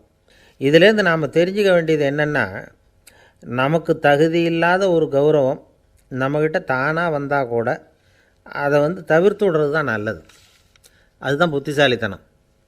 ஒருத்தர் வந்தார். சார், எங்கள் இலக்கிய மன்ற விழாவுக்கு நீங்கள் தலைமை தாங்கணும்னார். உடனே இவர் சொன்னார், பேச்சாளர், சார், இலக்கியத்தை பற்றி பேசுகிற தகுதி எனக்கு இல்லையே அப்படின்னார். உடனே அவர் கூப்பிட வந்தவர் சொன்னார், அந்த தகுதி உங்களுக்கு இல்லைங்கிறது எங்களுக்கும் தெரியும் சார், அதனால தான் உங்களை தலைமை தாங்க கூப்பிட்றேன் அப்படின்னார். அது சரி, தலைமைன்னா அதுக்கு இவர் என்ன தான் அர்த்தம் பண்ணுறாருன்னு தெரியல. ஒரே ஒரு ஊரில் ஒரு ராஜா இருந்தார். அவர் பேரில் மக்களுக்கு ரொம்ப மரியாதை. அவ்வளவு நல்லா ஆட்சி புரிஞ்சுக்கிட்டு வந்தார். அவருக்கு வயசாகிட்டுது. அதனால் ஒரு நாள் அமைச்சரை கூப்பிட்டார். இதை பாருங்கள், எனக்கு வயசாகிட்டுது, அதனால் இந்த அரச பொறுப்பையெல்லாம் நீங்கள் ஏற்றுக்குங்க அப்படின்னார். அதுக்கப்புறம் ராணியை கூப்பிட்டார்.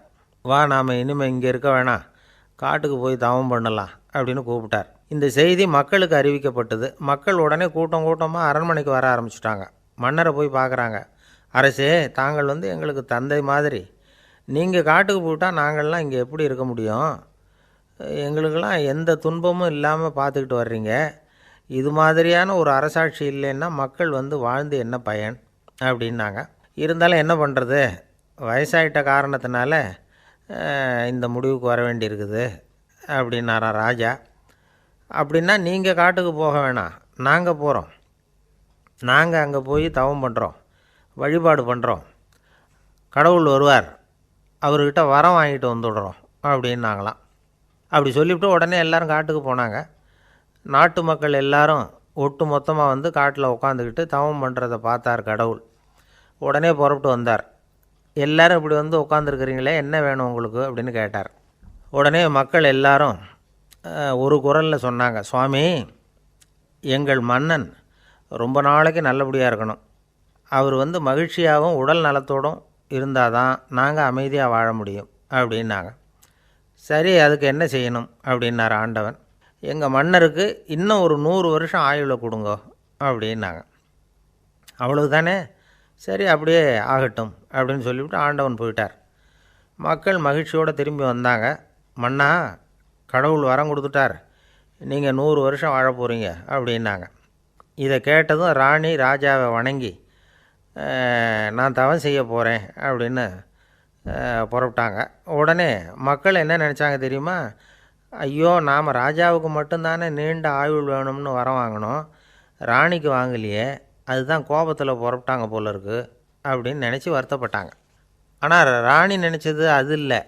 ராணி போய் தவம் பண்ணாங்க, கடவுள் காட்சி கொடுத்தார். இவங்க கேட்குறாங்க, சுவாமி, ராஜாவுக்கு மட்டும் 100 வருஷம் ஆயுள்னு வரம் கொடுத்துட்டீங்க, அப்படின்னா குடிமக்களும் 100 வருஷம் இருக்கணும்.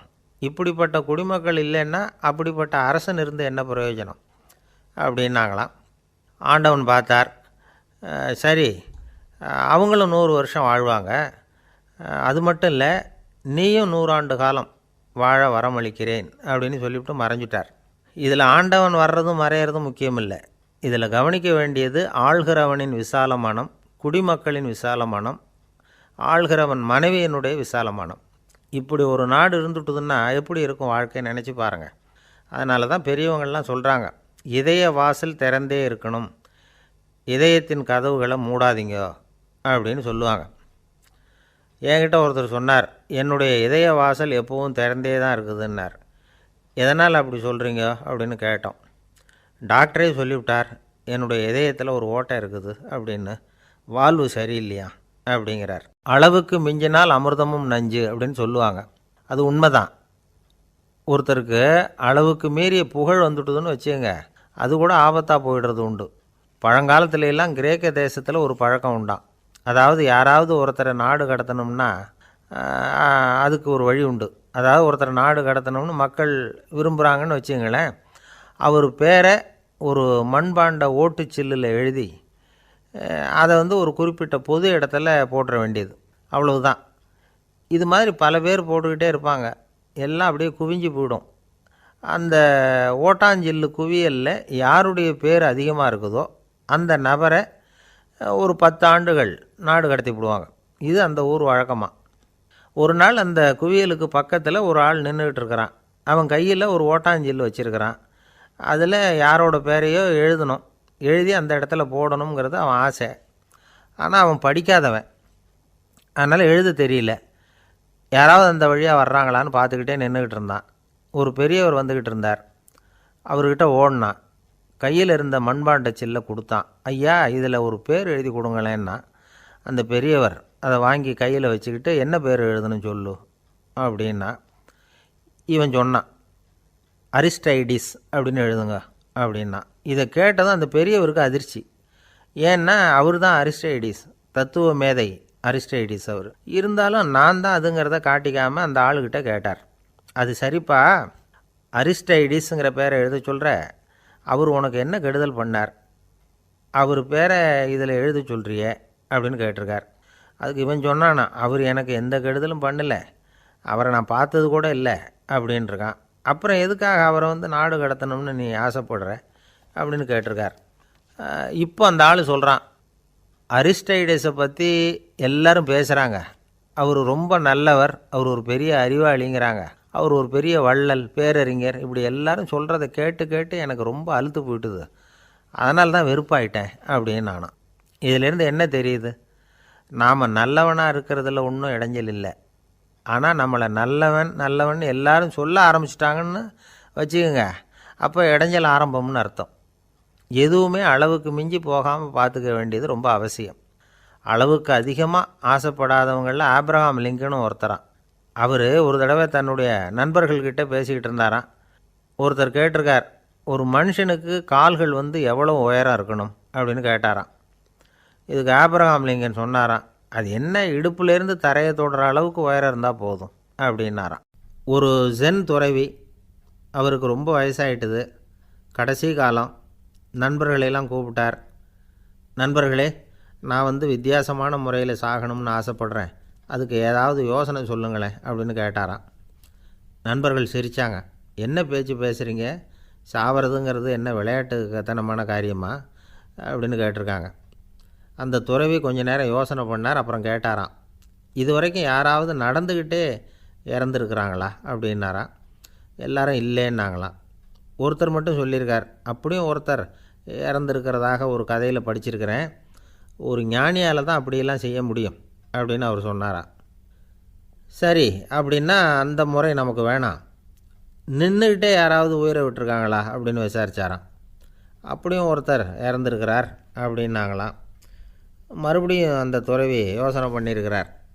ஏதாவது வித்தியாசமான முறையில் நாம் போகணும் அப்படிங்கிறது அவருடைய விருப்பம். மனிதன் எப்படி வாழ்கிறானோ அப்படி இறப்பது தான் நல்லது. சரி, யாராவது தலைகீழாக யோகம் செய்யும் நிலையில் இறந்துருக்கிறாங்களா அப்படின்னு விசாரித்தாராம். நண்பர்கள் சிரித்தாங்க. தலைகீழாக நின்னபடி இறந்ததாக நாங்கள் கேள்விப்பட்டதே இல்லை, அது முடியாத காரியம் அப்படின்ட்டுருக்காங்க. இப்போ அந்த துறவிக்கு திடீர்னு உற்சாகம் வந்துட்டுது. உடனே எழுந்திரிச்சார், தலைகீழாக நின்னார், அப்படியே உயிரை விட்டுட்டார். அவ்வளோதான். அந்த மடாலயத்தில் ஒரே குழப்பம். எப்படி அவரை கீழே இறக்கி படுக்க வைக்கிறது அப்படின்னு புரியல. இப்படி உயிர் விடுறதை பற்றி அவங்க இது வரைக்கும் கேள்விப்பட்டதும் இல்லை. உண்மையிலேயே இவர் இறந்து தான் போனாராங்கிறதும் தெரியல. சோதித்து பார்த்தாங்க. இதய துடிப்பு, நாடி துடிப்பு எல்லாம் நின்று போயிருந்தது. இவர் எப்பவும் இப்படி தான், என்ன பண்ணுறது இப்போது அப்படின்னு சொல்லி எல்லோரும் குழம்பிக்கிட்டு இருக்கிற சமயத்தில் ஒரு பெரிய ஒரு யோசனை சொன்னார். இந்த துறவியோட மூத்த சகோதரி பக்கத்து மடாலயத்தில் இருக்கிறாங்க, அவங்கள இங்கே அழைச்சிட்டு வந்தால் ஏதாவது வழி கிடைக்கும் அப்படின்னார். அந்த அம்மாவுக்கு 90 வயசு. அழைச்சிட்டு வந்தாங்க. ஒரு குச்சியை ஊன்றிக்கிட்டு அப்படியே மெதுவாக நடந்து வந்தாங்க. தம்பி தலைகீழாக நின்று உயிர் விட்டு இறக்கிறத பார்த்தாங்க. தம்பின்னு கூப்பிட்டு பார்த்தாங்க, ஒன்றும் காணோம். உடனே என்ன பண்ணாங்க, தன்னுடைய கைத்தடியால் தம்பியோட உடலை ஒரு தட்டு தட்டினாங்க. ஏன்ப்பா, சாகிறப்பவும் உன்னுடைய குறும்புத்தனத்தை விடலையா? இப்படியாடா சாகிறது, ஒழுங்காக செத்து தொலை அப்படின்னாங்களாம். அவ்வளவுதான். உடனே அந்த துறவி திரும்பி நேராக நின்னார். அக்கா, கோவப்படாத, நான் ஒழுங்காக சாகிறேன், எப்படி செத்தா என்ன, எல்லாம் எனக்கு ஒன்று தான் அப்படின்னு சொல்லிவிட்டு அப்படியே தரையில் படுத்து உயிரை விட்டாராம். அதுக்கப்புறம் அந்த அம்மா கோலை கையில் எடுத்துக்கிட்டு அப்படியே திரும்பி கூட பார்க்காம அவங்க பாட்டுக்கு போயிட்டாங்களாம். மரணத்தை ஒரு விளையாட்டாக ஆக்கிய அந்த துறவிக்கு வாழ்க்கையே ஒரு விளையாட்டாக தான் இருந்திருக்குது. எந்த நோக்கமும் இல்லாமல் செயல்படுறதுன்னா என்னங்கிறதும் அவருக்கு தெரிஞ்சிருக்குது. பயனை எதிர்பார்க்காம பணி செய்து வாழ்ந்து மறைந்த மகான் அவர். தம்முடைய தொழிலை விளையாட்டு போல் செய்ய தெரிஞ்சவருக்கு வாழ்க்கையே ஒரு விளையாட்டாக மாறிடும். எல்லாமே விளையாட்டாகி விடுகிற போது மரணமும் விளையாட்டாகிவிடும் அப்படிங்கிறது தான் அந்த தத்துவம். ஆனால் அதுக்கு முன்னாடி உங்களுக்குள்ளே இருக்கிற உண்மையான நடிகனை நீங்கள் அடையாளம் கண்டுபிடிக்கணும். நீங்கள் நடிக்க வேண்டியதே இல்லை, நீங்கள் ஏற்கனவே நடிச்சுக்கிட்டு தான் இருக்கிறீங்க. நீங்கள் இந்த உண்மையை தெரிஞ்சுக்கணும், அவ்வளவுதான். இதுதான் ஞானிகளுடைய கருத்து. நீங்கள் தெருவில் நடந்து போயிட்டுருக்கிறீங்க, எதிரில் வர்றவர் உங்களை பார்த்து எப்படி இருக்கிறீங்கன்னு கேட்குறார். நல்லா இருக்கிறேங்கிறீங்க. உண்மையிலேயே நாம் நல்லா இருக்க மாட்டோம், ஏதாவது உடம்புல கோளாறு இருக்கும். ஆனால் அப்படி சொல்லுவோம், நல்லா இருக்கிறேன் அப்படின்னு. அது நடிப்பு தானே. உங்களை சந்தித்ததில் ரொம்ப மகிழ்ச்சி அப்படின்னு சொல்கிறோம். உடனே கொஞ்சம் நிதானமாக யோசித்து பாருங்கள், உண்மையிலேயே உங்கள் மனசு மகிழ்ச்சி அடைஞ்சுட்டுதா? அது நடிப்பு தானே. வாழ்க்கையை சரியாக புரிஞ்சுக்கிட்டால் எல்லாமே நடிப்புங்கிறது புரியும். கல்யாண பத்திரிக்கை அனுப்பியிருந்தேனே, ஏன்டா வரலன்னு கேட்டான் ஒருத்தன். வந்திருந்தேனே அப்படின்னானா இவன்.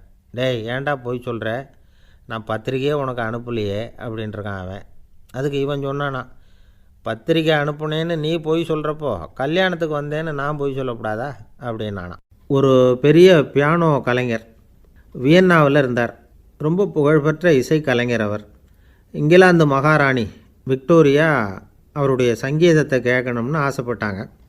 அவரை அரண்மனைக்கு கூப்பிட்டாங்களாம். பியானோ வாசிக்க சொல்லி கேட்டாங்களாம். இவரும் ரொம்ப பிரமாதமாக வாய்ச்சி காட்டியிருக்கார். உடனே பாராட்டி பரிசுகள்லாம் கொடுத்து அனுப்புனாங்களாம். அந்த இசையை கேட்குறதுல அரசிக்கு ரொம்பவும் ஆர்வம் உண்டு.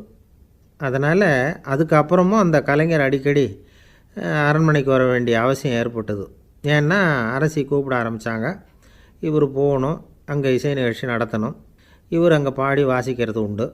ஒரு தடவை மகாராணி அவரை பார்த்து, உங்கள் நாட்டு தேசிய கீதம் பாடுங்களேன் அப்படின்னு கேட்டாங்களாம். உடனே அவர் தன்னுடைய நாடான ஆஸ்திரியாவின் தேசிய கீதத்தை பாடியிருக்கிறார்.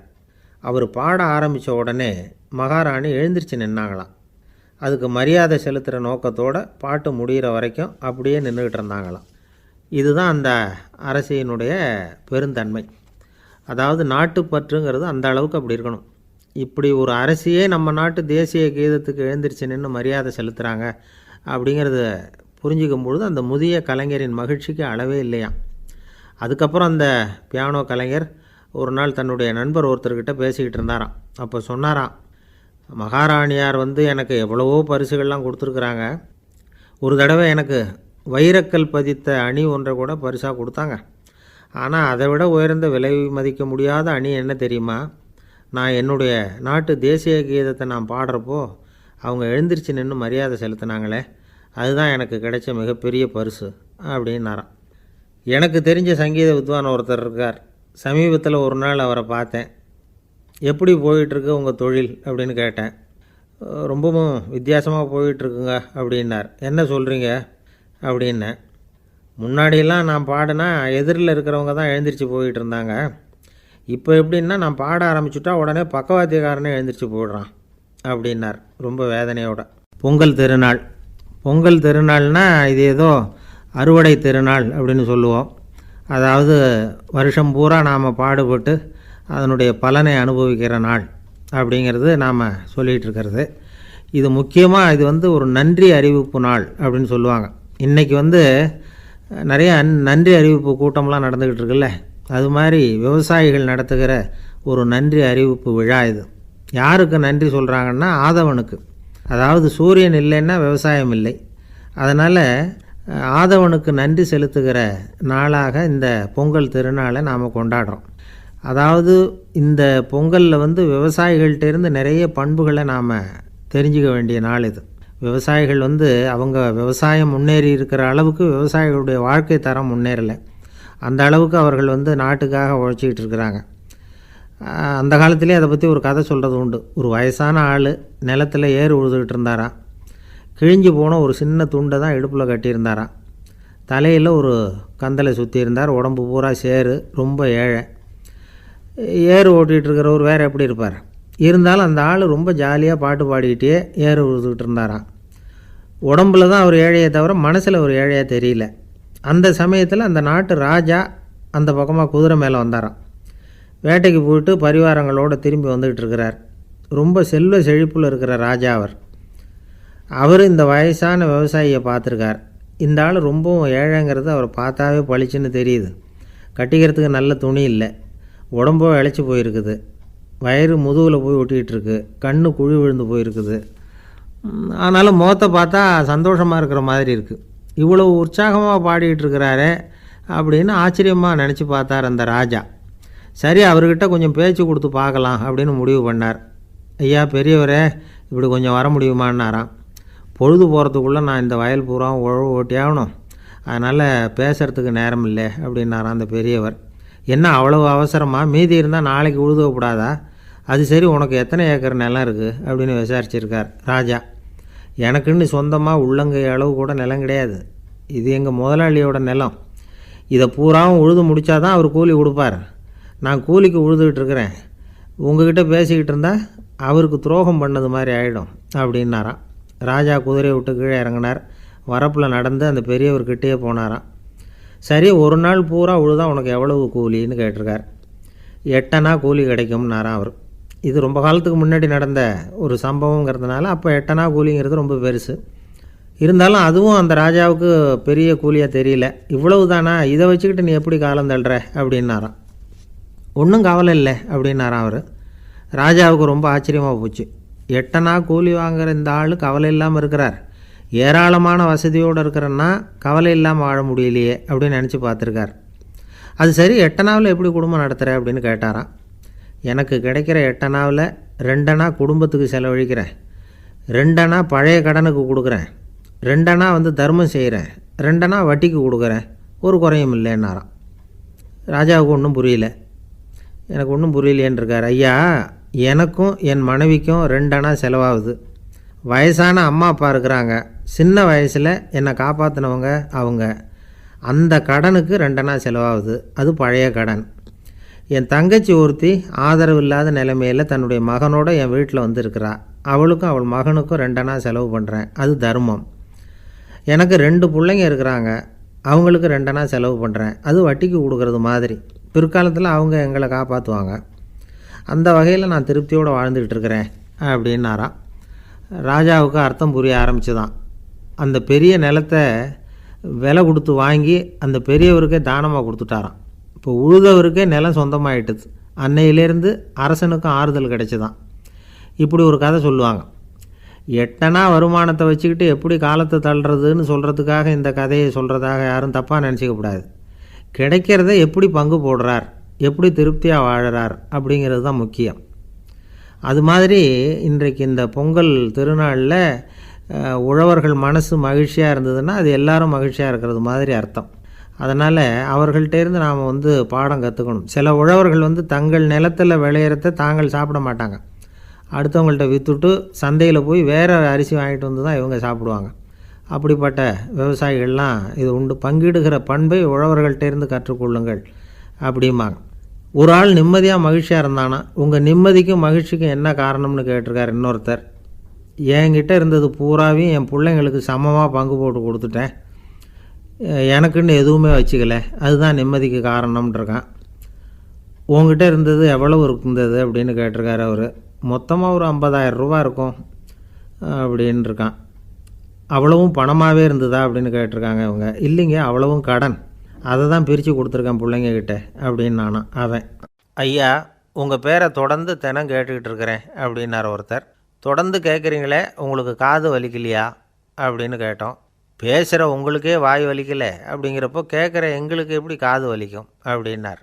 நம்ம உடம்புல ஒரு அதிசயம் என்ன தெரியுமா? ரொம்ப நேரம் நாம் நடக்கிறோம்னு வச்சுக்கோங்க, கால் வலிக்கும். ரொம்ப நேரம் வேலை செஞ்சால் கை வலிக்கும், உடம்பு வலிக்கும். ரொம்ப நேரம் பார்த்துக்கிட்டே இருந்தால் கண்ணு வலிக்கும். ரொம்ப நேரம் பேசிக்கிட்டே இருந்தால் வாய் கூட வலிக்கும். ஆனால் ரொம்ப நேரம் கேட்டுக்கிட்டே இருக்கிறதுனால காது வலிக்கிறது இல்லை. அதனால் கேட்குறதுக்கு முக்கியத்துவம் கொடுத்தாங்க நம்ம பெரியவங்க. திருவள்ளுவர் தேவையில்லாமல் வார்த்தைகளை உபயோகப்படுத்த மாட்டார். ஒரு திருக்குறள்னு எடுத்துக்கிட்டாவே அதில் மொத்தம் 7 வார்த்தைகள், அவ்வளவுதான். அப்படி 7 வார்த்தைகள் மட்டுமே உள்ள ஒரு திருக்குறளில் வள்ளுவர் ஒரே வார்த்தையை 5 தடவை உபயோகப்படுத்தியிருக்கிறார், திரும்ப திரும்ப பயன்படுத்தியிருக்கிறார். அப்படின்னா அதை எந்த அளவுக்கு வலியுறுத்தி சொல்கிறார் அப்படிங்கிறத நாம் புரிஞ்சுக்கணும். அது என்ன குறள்? செல்வத்துள் செல்வம் செவிச்செல்வம், அச்செல்வம் செல்வத்துள் எல்லாம் தலை. செவிச்செல்வம்ங்கிறது அவ்வளவு முக்கியமானது. கற்றலின் கேட்டல் நன்று. அதிகம் கேட்கணுங்கிறதுக்காகத்தான் எவ்வளவு கேட்டாலும் காது வலிக்கிறதில்ல. குறைச்சலாக பேசணும், அதிகமாக கேட்கணும். இன்னொரு விஷயம் கவனிங்க. நம்ம உடம்பில் கண்ணுக்கு மூடி இருக்குது, எதையாவது நாம் பார்க்க விரும்பலைன்னா உடனே கண்ணை மூடிக்கலாம். நம்ம வாய்க்கு மூடி இருக்குது, பேச விருப்பம் இல்லையா, வாயை மூடிக்கலாம். மூக்குக்கு கூட மூடிக்கிற வசதி இருக்குது, எதையாவது முகர விருப்பம் இல்லையா, மூச்சை அடக்கிக்கலாம். ஆனால் பாருங்கள், காதுக்கு மூடி கிடையாது, அதை கையால் தான் மூட முடியும். யார் என்ன சொன்னாலும் அது நல்லதோ கெட்டதோ காதில் விழுந்துக்கிட்டு தான் இருக்கும். அறிவு தான் நல்ல விஷயங்களை எடுத்துக்கிட்டு கெட்ட விஷயங்களை விட்டுடணும். நல்ல கருத்துக்கள் நம்ம காதில் நிறைய விழுந்துக்கிட்டே இருக்கணும். அதை கேட்டு நாம் நல்லபடியாக வாழணுங்கிறது தான் படைப்பின் விருப்பம். ஆன்மீகவாதிகள் கூட ஒன்று சொல்லுவாங்க. அதாவது ஆன்மீக பாதையில் நீங்கள் முன்னேறணும்னா முதல்ல சிரவணம் செய்யணும்பாங்க. அதாவது பெரியவங்க சொல்கிற நல்ல கருத்துக்களை கேட்கணும் அப்படின்னு அதுக்கு அர்த்தம். அதனால் யார் நல்ல கருத்துக்களை சொன்னாலும் அதை காது கொடுத்து கேளுங்க. இவ்வளவு கருத்துக்களையும் நம்ம நேயர் ஒருத்தர்கிட்ட சொல்லிகிட்டு இருந்தோம். அவரும் சரி சரின்னு தலையாடிக்கிட்டே இருந்தார். அப்புறம் சொன்னார், நீங்கள் சொல்கிறது சரிதான் சார், காதுக்கு மூடி இல்லைங்கிறது ரொம்ப சரி. அதனால தான் உங்கள் தகவல் கூட நாங்கள் விரும்புகிறோமோ இல்லையோ தினம் காதில் விழுந்துக்கிட்டு இருக்குது அப்படின்னார். எங்களுக்கு ரொம்ப பெருமையாக இருந்தது. அப்படியா அப்படின்னோம். ஆனாலும் என்ன மாதிரி சில பேர் நீங்கள் தகவல் சொல்கிற சமயத்தில் காதில் மூடி இல்லையேன்னு சொல்லி கவலைப்படுறதில்ல சார் அப்படின்னார். ஏன்னு கேட்டோம். காதை மூடுறதுக்கு தானே வசதி இல்லை, ரேடியோவை மூடுறதுக்கு வசதி இருக்குதுல்ல, அதனால் டக்குன்னு அதை மூடி வச்சுருவோம் அப்படின்னார். வங்க நாவலாசிரியர் சரத் சந்திரர் ஒரு நண்பர் அவர்கிட்ட வந்தார். வழக்கமாக எல்லா எழுத்தாளர்கள்கிட்டையும் கேட்குற ஒரு கேள்வியை கேட்டார். நீங்கள் எழுத்துத்துறைக்கு வந்தது எப்படி? இதுதான் கேள்வி. அதை தெரிஞ்சு என்ன பிரயோஜனம்னார் சரத் சந்திரர். சும்மா சொல்லுங்களேன், தெரிஞ்சுக்கிறேன் அப்படின்னார் வந்தவர். சரி சொல்கிறேன்னு ஆரம்பித்தார். நான் ரங்கூனில் வேலை பார்த்துக்கிட்டு இருந்தேன். சம்பளம் பத்தல, வேலையும் பார்த்துக்கிட்டு ஒரு பலசரக்கு கடை வைக்கலாம்னு நினச்சேன். என்னால் மளிகை கடை வச்சு சரியாக நடத்த முடியுமாங்கிற சந்தேகம் என் மனைவிக்கு. அதை சோதனை பண்ணி பார்க்கணுங்கிறதுக்காக சில பொருள்களின் அளவு, அதோட விலை, இப்படி சிலதை சொல்லி எல்லாத்தையும் மனக்கணக்காக கூட்டி போட சொன்னாங்க. என்னால் சரியாக கூட்டி சொல்ல முடியல. உங்களால் மளிகை கடை நடத்த முடியாதுன்னு சொல்லிவிட்டாங்க. உடனே என்ன பண்ணுறது, வேறு வழி இல்லை, கதை எழுத ஆரம்பிச்சிட்டேன் அப்படின்னார். கேட்டவருக்கு சிரிப்பு வந்துட்டு தான். சரத் சந்திரர் ஒரு பக்கம் சீரியஸான நாவல்கள், சிறுகதைகள் எழுதியிருந்தாலும் அவருடைய இன்னொரு பக்கம் வேறு விதம். நண்பர்கள்கிட்ட பேசும்பொழுதும் சரி, அவர்களுக்கு கடிதங்கள் எழுதும்போதும் சரி, கேலியும் கிண்டலும் நகைச்சுவை உணர்வும் அதிகமாக இருக்கும். காந்திஜி ஒரு சமயம் கல்கத்தாவுக்கு வந்திருந்தார். தேசபக்தர்கள் பல பேர் அவர்கிட்ட பேசிக்கிட்டு இருந்தாங்க. அப்போது சரத் சந்திரரும் அங்கே இருந்தார். கிரண் சங்கர் ராய் அப்படிங்கிறவரும் அங்கே இருந்தார். அவர் சொன்னாராம், காந்திஜியோட பழகிய முதல் வங்காளி நான் தான். போயர் யுத்த காலத்தில் இவர் லண்டனுக்கு வந்திருந்தப்போ என்கிட்ட தான் வங்காள மொழி கற்றுக்கிட்டார் அப்படின்னாராம். உடனே சரத் சந்திரர் காந்திஜியை பார்த்து, இவர் உங்களுக்கு வங்காள மொழி கற்றுக் கொடுத்தது உண்மைதானா அப்படின்னாராம். ஆமான்னாராம் காந்தி. அதனால தான் உங்களால் வங்காள மொழி கற்றுக்க முடியல அப்படின்னாராம். எல்லாரும் சிரித்தாங்களாம். சரத் சந்திரர் சாம்தாபேர் அப்படிங்கிற கிராமத்தில் தங்கியிருந்தார். ஒரு இலக்கிய நிகழ்ச்சியில் கலந்துக்கிறதுக்காக. அதுக்காக ஒரு கல்கத்தாவுக்கு போக வேண்டிய சூழ்நிலை. அதுக்காக புறப்பட்டார். அந்த சமயத்தில் பின்னாடி இருந்து யாரோ அவரை கூப்பிட்டாங்க. இப்படி கூப்பிட்டவரை பார்த்து இன்னொருத்தர் யாரோ அதட்டி இருக்கிறாங்க. போகிறவரை ஏன் இப்படி கூப்பிடுறீங்க அப்படின்னு. ஏன் கூப்பிட்டா என்னன்னு கேட்டிருக்கார் சரத் சந்திரர். புறப்படுறவங்கள பின்னாடி இருந்து கூப்பிடுறது அபசகுனம், போகிற இடத்துல ஏதாவது ஆபத்து வரலாம் அப்படின்னு அதுக்கு விளக்கம் கொடுத்துருக்கிறார் அவர். உடனே சரத் சந்திரர் சொன்னாராம், இதோ இவங்க என்னை இலக்கிய கூட்டத்துக்கு அழைச்சிட்டு போகிறாங்களே, இதை விட வேறு என்ன ஆபத்து வந்துட போகுது அப்படின்னாராம். இப்படி சரத் சந்திரருக்கு இயல்பாகவே நகைச்சுவை உணர்வு உண்டு. அவருடைய நண்பர் ஒருத்தர் வீட்டுக்கு கூப்பிட்டுருந்தார். அங்கே ஒரு கச்சேரிக்கு ஏற்பாடு பண்ணியிருந்தாங்க. சரத் சந்திரருக்கு இயல்பாகவே கச்சேரியில் நீண்ட ஆலோசனையெல்லாம் கேட்குறதுக்கு பொறுமை இருக்காது. அதனால் மெதுவாக பாட போகிறவர் எப்படி அப்படின்னு கேட்டிருக்கார். அவருக்கு ரொம்ப நல்லா பாட தெரியும் அப்படின்னு சொல்லியிருக்கிறாங்க. அதுக்கு சரத் சந்திரர், பாட தெரியுங்கிறது சரி, பாட்டை நிறுத்த தெரியுமா, அதை சொல்லுங்கள் முதல்ல அப்படின்னாராம். கங்கை கரை தோட்டம் பக்கத்தில் ஒரு ஆசிரமம், அங்கே ஒரு பெரியவர் தங்கியிருக்கிறார். அவர் தான் ராமகிருஷ்ண பரமஹம்சர். அந்த ஆசிரமம் இருந்த இடம் கரக்பூர். வங்காளத்தில் பொதுவாக எல்லோரும் மீன் சாப்பிட்றது உண்டு. கங்கையில் குளிச்சுட்டு கையில் ஒரு மீனோடு வர்றது வழக்கம். இவர் இருக்கிற இடத்துக்கு கங்கையில் படகு வழியாக வரணும். அப்படி தான் எல்லோரும் வருவாங்க. வர்றவங்கள ஒன்று கூட்டி ஆன்மீக விஷயங்களை பற்றி பேசிக்கிட்டு இருப்பார். ஒவ்வொரு நாள் ஒவ்வொருத்தர் நகரத்துக்கு போகணும். வரும்பொழுது மீன் கொண்டுக்கிட்டு வரணும். அதுக்கு ஒரு அட்டவணையே உண்டு ஆசிரமத்தில். அது பிரகாரம் ஒரு நாள் சுவாமி யோகானந்தர் படகில் போனார். படகை செலுத்தினவங்க ராமகிருஷ்ணரையும் சுவாமி யோகானந்தரையும் மற்றவங்களையும் பித்தர்கள் அப்படின்னு சொல்லி ஏளனமாக பேசினாங்க. அவங்க என்ன பைத்தியம் பிடிச்சவங்க அப்படிங்கிறது மாதிரி. சுவாமி யோகானந்தருக்கு ரொம்ப மென்மையான இதயம். இவங்க இப்படி கண்ணாபின்னான்னு பேசுகிறத பார்த்தா மீனை வாங்கிட்டு திரும்புகிறப்போ என்ன நடக்குமோ அப்படிங்கிற பயம் வேறு வந்துட்டுது அவருக்கு. அவ்வளவு மென்மையானவர். இதை தெரிஞ்சுக்கிட்ட ராமகிருஷ்ணர், யோகானந்தா இங்கே வா அப்படின்னு கூப்பிட்டார். இவர் கண்ணீரை தொடச்சிக்கிட்டே கிட்ட போனார். சொன்னார், ஐயா, படகு ஓட்டுறவங்க உங்களை பற்றி மோசமாக பேசுகிறாங்க. என்ன திட்டினா பரவாயில்ல, ஆனால் உங்களை அவங்க திட்டுறாங்க, அதை என்னால் தாங்கிக்க முடியல அப்படின்னார். இதை கேட்டதும் ராமகிருஷ்ணருக்கு கோபம் வந்துட்டு தான். என்னது, உன்னுடைய குருவை பற்றி அவங்க மோசமாக பேசும்பொழுது நீ சும்மா இருந்தியா, வெளியில் போ அப்படின்னு விட்டார். குரு நிந்தனை செய்கிறப்போ அதை கேட்டுக்கிட்டு சும்மா இருக்கலாமா? குரு நிந்தனையை கேட்டால் பாவம் இல்லையா?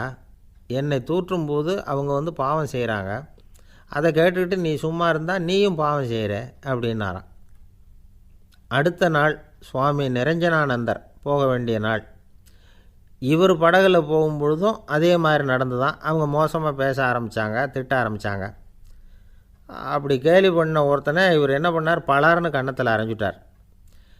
இன்னொருத்தனை கங்கையில் தூக்கி எறியறதுக்கும் தயாராகிட்டார். அதுக்கப்புறம் அவங்க யாரும் வாயை திறக்கலை. மீன் வாங்கிட்டு வர்றப்பவும் படகுல ஒரே அமைதி. அவ்வளவு பயம் அவங்களுக்கு. ராமகிருஷ்ணர் கூப்பிட்டு விசாரித்தார் என்ன நடந்ததுன்னு. இவர் சொன்னார், அவர் யோகானந்தா போகும்பொழுது என்ன நடந்ததோ அப்படியே தான் இப்போவும் நடந்தது. குரு நிந்தனை செய்கிறத கேட்டுக்கிட்டு நான் சும்மா இருப்பேனா? ஒருத்தனை அப்படியே அரைஞ்சுட்டேன், இன்னொருத்தனை ஆற்றுல தூக்கி போட்டுருவேன்னு பயமுறுத்தினேன், அவ்வளவுதான் அப்படின்னாராம். இப்போவும் ராமகிருஷ்ணருக்கு கோபம் வந்துட்டு தான். என்ன இது, அணியறது காஷாயம், இருக்கிறது ஆசிரமம், உனக்கு இவ்வளவு கோபம் வந்ததுன்னா அப்புறம் என்னத்துக்கு ஆசிரமத்தில் இருக்கணும்? பிரம்மச்சாரி எப்பவும் அமைதியாக இருக்கணும் அப்படின்னு அறிவுரை சொன்னாராம் ராமகிருஷ்ணர்.